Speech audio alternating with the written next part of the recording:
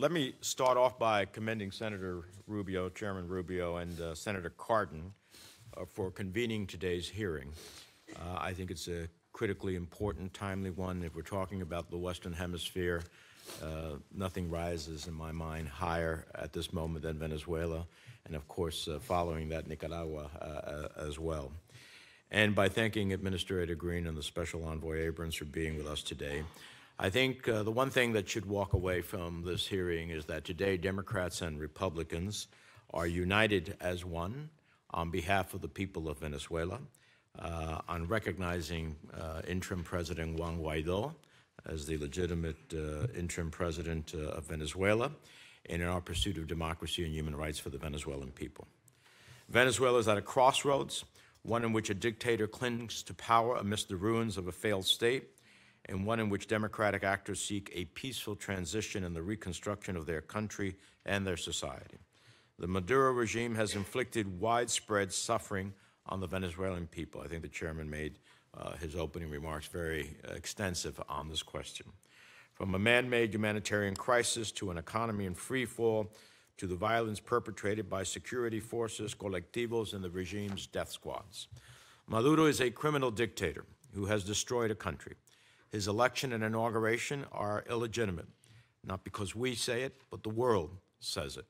And his grip on power comes only from the oppression of his people, the assets he has stolen from them, and the military leaders he has paid for their loyalty.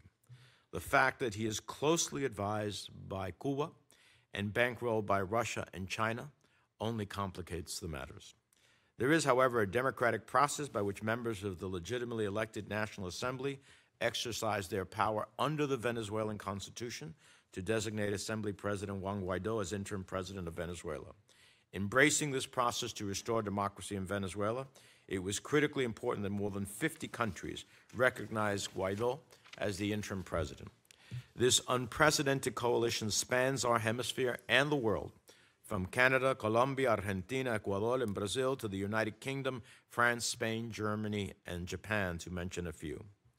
I strongly support the administration's decision to recognize Guaido, as well as his efforts to expand sanctions against specific individuals and to work with regional partners to deliver much-needed humanitarian aid. And I believe firmly in the full use of U.S. political and economic pressure to create the conditions necessary for a negotiated solution that includes Maduro's departure and Venezuela's peaceful return to democracy. So we must ask, where do we go from here? As the Guaido government works to restore democracy, the global community must not waver in our support for the Venezuelan people.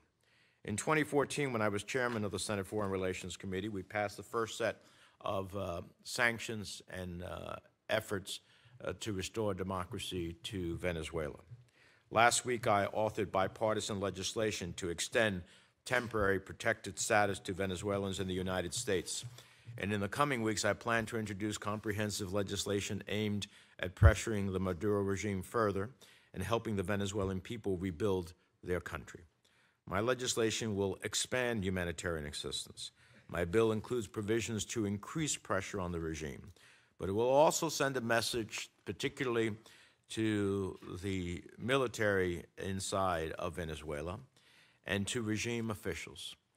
If you want a future in Venezuela, and if you want a future free of U.S. sanctions that will follow you anywhere in the world, then you must recognize the legitimate interim president, Juan Guaido, and you must not have blood on your hands. You must not have blood on your hands. However, for our economic and financial sanctions to be truly effective, they must be matched by actions from our allies. We must, by example, encourage our partners to make similar investments. During my travel to Europe for the Munich Security Conference last month, I took every opportunity to raise Venezuela with European leaders, stressing the importance of coordinating our humanitarian and our sanctions efforts, and the interim president's push to organize new democratic elections. What I would caution is that the support that we have lent unequivocally on Venezuela does not include the use of force. These comments threaten the international consensus that has created an opening for positive change and a return to democracy.